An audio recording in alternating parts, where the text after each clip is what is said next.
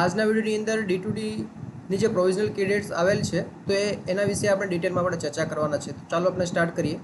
તો સૌથી પહેલાં તો 15 તારીખથી લઈને 5 જૂન સુધીમાં તમારે જે એક્ઝામ લેવાઈ હતી તો એ એક્ઝામના બેઝ ઉપર તમારે લોગિન કરવાનું છે.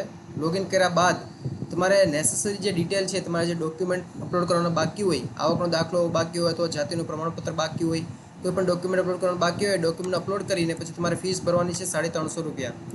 350 રૂપિયા ફીસ ભર્યા બાદ 20 મેથી 6 જૂન સુધીમાં એમાં તમે એડિટિંગ રજિસ્ટ્રેશન ડિટેલ એટલે કે તમારું કોઈ પણ રજિસ્ટ્રેશનની જે ડિટેલ એડિટ કરવાની ઈચ્છા હોય અથવા કંઈ પણ જેમ કે એડ્રેસ ચેન્જ કરવાનું હોય તો તમારા નામમાં કંઈ ભૂલ હોય, કંઈ પણ તમારે ચેન્જ કરવાની ઈચ્છા હોય અથવા તમારે કંઈ ચેન્જ કરવું હોય તો તમે ચેન્જ કરી શકો છો. તમારા ડોક્યુમેન્ટ તમારે ચેન્જ કરવા હોય તો તમે ચેન્જ કરી શકો છો. 6 જૂનના દિવસે આવશે પ્રોવિઝનલ લિસ્ટ ઓફ ઇન્સ્ટિટ્યૂટ અને સીટ મેટ્રિક્સ. સીટ મેટ્રિક્સ એટલે કે કેટલી સીટ ખાલી છે કોલેજની અંદર અને લિસ્ટ ઓફ ઇન્સ્ટિટ્યૂટ કોલેજનું લિસ્ટ જાણ કરવામાં આવશે 6 જૂનના દિવસે. 7 જૂનના દિવસે પ્રોવિઝનલ મેરિટ લિસ્ટ આવશે એસસીપીસીની વેબસાઇટ ઉપર subject to document verification. Document વેરિફિકેશનનો મતલબ એવો છે તમે ડોક્યુમેન્ટ અપલોડ કરશો 5 જૂન સુધીમાં તો એ ડોક્યુમેન્ટ વેરીફાઈ થશે. તમે જેટલી વહેલા તમે સબમિટ કરશો એટલી જલ્દી વેરીફાઈ થશે.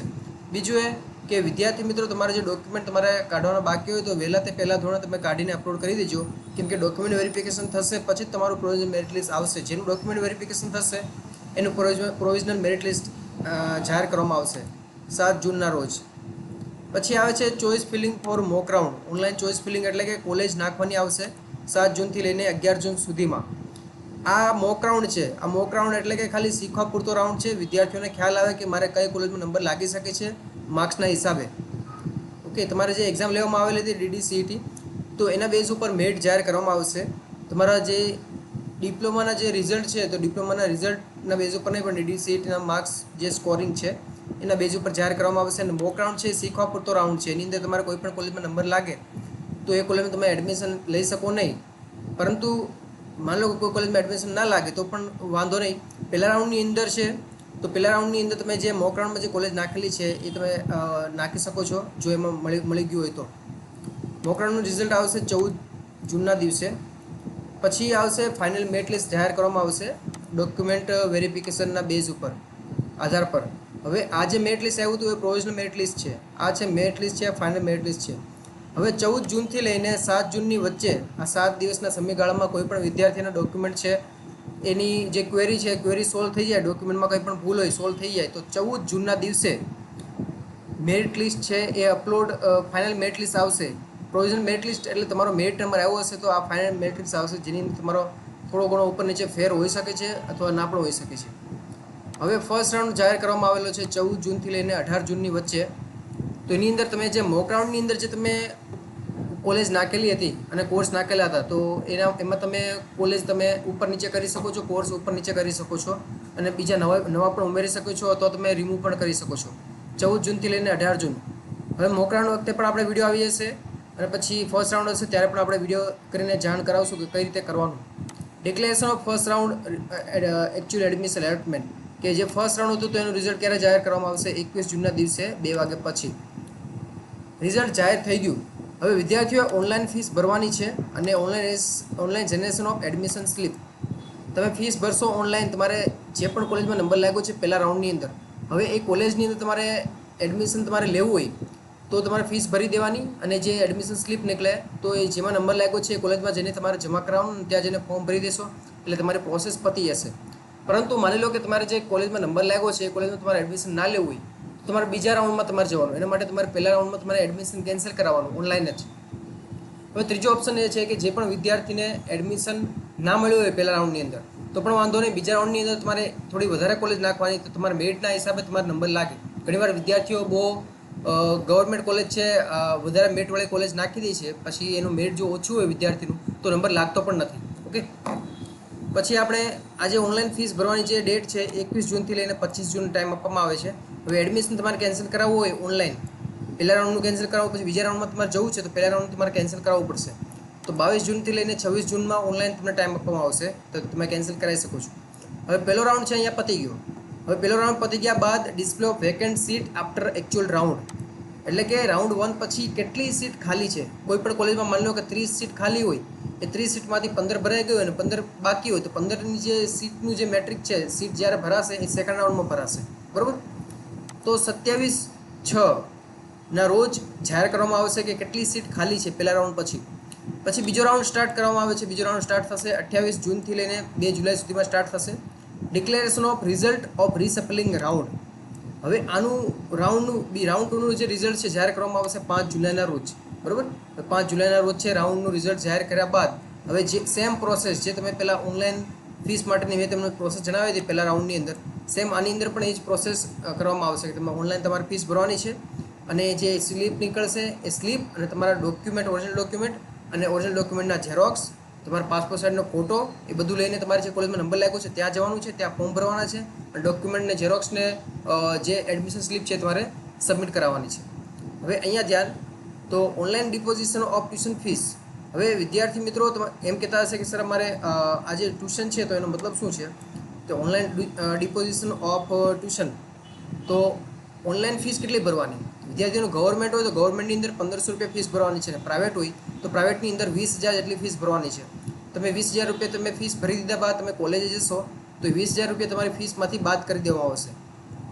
હવે આગળ જઈએ આપણે. Online admission cancel of reshuffling round, એટલે કે બીજા રાઉન્ડની અંદર વિદ્યાર્થીને એડમિશન મેળવવું હોય, હવે એ કોલેજમાં એડમિશન ના લેવું હોય અથવા એક હવે ભણતર છોડી દેવું હોય, અથવા બીજું ઓપ્શન એ છે કે ઘણા બધા વિદ્યાર્થીઓને બીજા રાઉન્ડમાં એડમિશન ના મળ્યું હોય, બરાબર. તો એડમિશન તમારે કેન્સલ કરાવવાનું છે. 6 જુલાઈથી લઈને 11 જુલાઈ સુધીનો ટાઈમ આપવામાં આવશે. પછી જાહેર કરવામાં આવશે કે display of vacancy after reshuffling round, કે બીજા રાઉન્ડ પછી કેટલી વેકેન્સી ખાલી છે હવે એ જાહેર કરવામાં આવશે. તો 12 જુલાઈના દિવસે જાહેર કરવામાં આવશે. હવે જે વિદ્યાર્થીએ પહેલા રાઉન્ડ અને બીજા રાઉન્ડમાં એડમિશન લઈ લીધું હોય, કોલેજમાં કન્ફર્મ કરાવી દીધું હોય, તો એ વિદ્યાર્થીઓનું ભણતર સ્ટાર્ટ થઈ જશે 8 જુલાઈના રોજ. ખ્યાલ આવ્યો વિદ્યાર્થી મિત્રો? હવે સ્ટાર્ટ થાય છે marksheet verification for eligible of admission 11 જુલાઈથી લઈને 20 જુલાઈ સુધીમાં. હવે marksheet verification for eligibility of admission. હવે એડમિશન માટે માર્કશીટનું વેરિફિકેશન થાય. જે પણ વિદ્યાર્થીને માની લો કે કોઈ પણ જગ્યાએ એડમિશન ના લીધું હોય તો જે વિદ્યાર્થી બાકી હોય તો એની વેરિફિકેશન થશે અને રાઉન્ડ એડમિશન માટે. હવે declaration of disqualified candidate after marksheet verification. માર્કશીટનું વેરિફિકેશન કહેવાનો મતલબ એવો છે કે માની લો કે જેમણે એડમિશન લીધું છે એનું પણ વેરિફિકેશન થાય અને વેરિફિકેશનની અંદર માની લો કે જે વિદ્યાર્થીને કંઈ ભૂલ આવે માર્કશીટની અંદર, કોઈ માની લો કે માર્કશીટ ખોટી અપલોડ કરી હોય અથવા કોઈ પણ કારણસર, બરાબર, તો એ વિદ્યાર્થીનું એડમિશન કેન્સલ થશે. 25 જુલાઈના રોજ કેન્સલ કરવામાં આવશે. હવે declaration of vacant seat due to non eligibility and cancellation. જેટલા પણ વિદ્યાર્થીઓના ઉપર એડમિશન થયા છે એ વિદ્યાર્થી અને બીજા વિદ્યાર્થી માની લો કે જેમને એડમિશન હવે કરવાના છે એ વિદ્યાર્થીનું માર્કશીટ વેરિફિકેશન થશે અને જેમને માર્કશીટ વેરિફિકેશનના લીધે જેટલી પણ સીટ ખાલી રહી છે, જેનું કેન્સલ થયું છે, તો એમાં વેકેન્ટ સીટ છે એ ખાલી રહેશે. તો એ 30 તારીખે ખબર પડશે, 30 જુલાઈના રોજ કે કેટલી સીટ આના પરથી ખાલી રહી છે કે જે વિદ્યાર્થીઓ માર્કશીટ વેરિફિકેશનમાં ફેલ ગયા છે, બરાબર.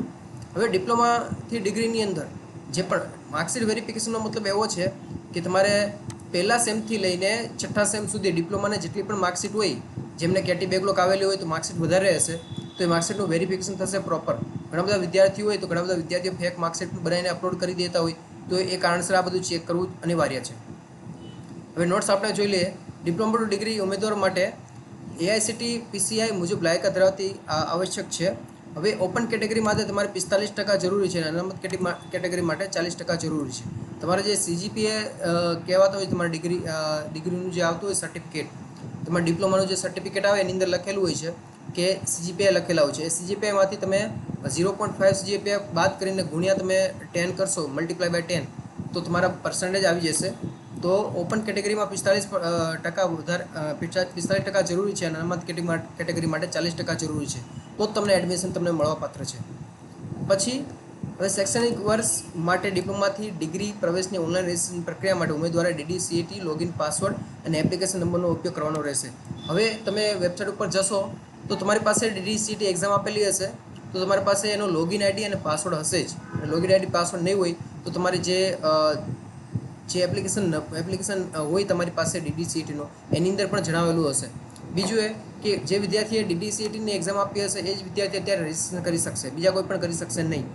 તમે આના પાસવર્ડ અને એપ્લિકેશન નંબરથી તમે લોગિન કરશો, પછી તમારે ડોક્યુમેન્ટ નાખવાના છે, એના ફોટા, અને બીજું તમારે ફીસ પે કરવાની છે. આ 2-3 જે છે કર્યા બાદ જ તમે તમે ચોઈસ ફિલિંગ કરી શકશો. રજિસ્ટ્રેશનની વેબસાઇટ અહીં આપેલી છે. ગુજરાત શિક્ષણ વિભાગ દ્વારા સૂચિત પ્રવર્તમાન પ્રવેશ નિયમોના આધારે ડિગ્રી પ્રવેશ માટેની અંતિમ મેરિટ યાદી ડિપ્લોમા ટુ ડિગ્રી માટે રજિસ્ટ્રેશન પછી જાહેર કરવામાં આવશે. હવે આગળ આપણે જોઈએ મેરિટ માટેની આ કીધું છે, પણ મેરિટની તો ડેટ આપી દીધી છે. હવે આગળ છે પ્રક્રિયા હાથ ધરવામાં આવશે. કહેવાનો મતલબ એમ છે કે હવે ગુજરાત શિક્ષણ વિભાગ દ્વારા જ આ પ્રક્રિયા હાથ ધરવામાં આવશે, અને ઓનલાઈનની જે ફીસ છે એ ₹350 તમારે ઓનલાઈન આ ફોર્મની ભરવી પડશે. બરાબર છે. હવે 5 તારીખ સુધીનો ટાઈમ આપેલો છે, પરંતુ તમારે વહેલા તે પહેલાં ધોરણે તમારું રજિસ્ટ્રેશન થઈ ગયું છે, પરંતુ ₹350 ભરીને તમારે ડોક્યુમેન્ટ અપલોડ કરી દઈશું. હવે ડોક્યુમેન્ટ અપલોડ કરવામાં તમારી માર્કશીટ છે, માર્કશીટ પણ અપલોડ કરવાની હશે. તો માર્કશીટની અંદર તમારે શું કરવાનું, બધાના ફોટા પાડવાના અને પીડીએફમાં કન્વર્ટ કરીને એની બધી આજે આખી પીડીએફ છે તમારે અપલોડ કરી દેવાની. બરાબર. તો વિદ્યાર્થી મિત્રો, આપણે આ જે વિડીયો છે, આ વિડીયો પછી આપણે નેક્સ્ટ વિડીયો લાવશું કે ડિપ્લોમા ટુ ડિગ્રીનું જે રજિસ્ટ્રેશનની આ જે પ્રોસેસ છે એ પ્રોસેસના રિગાર્ડિંગ, અને ડિપ્લોમા ડિગ્રીની કોલેજની અંદર કેટલી સીટ છે એના રિગાર્ડિંગ આપણે વિડીયો લઈને આવશું. તો જે પણ વિદ્યાર્થી આપણી ચેનલ ઉપર ન હોય તો ચેનલને સબસ્ક્રાઈબ કરી દેજો, બેલ આઇકનને પ્રેસ કરી દેજો. અને બીજું એ કે આ જે વિડીયો છે એ વિડીયોને લાઇક કરજો, તમારા ફ્રેન્ડને શેર કરવાનું ભૂલતા નહીં. નીચે વોટ્સઅપ ગ્રુપ આપેલું છે, ટેલિગ્રામ ગ્રુપ આપેલું છે, એમાં જોઈન કરી લેજો, જેથી કરીને આપણે જે આ ઇમ્પોર્ટન્ટ વિડીયો અને આ પીડીએફ છે આપણે ગ્રુપમાં આપણે મોકલીએ તો તમારા સુધી મળતી રહે. હવે આપણે મળશું નેક્સ્ટ વિડીયોની અંદર. જય હિન્દ, જય ભારત.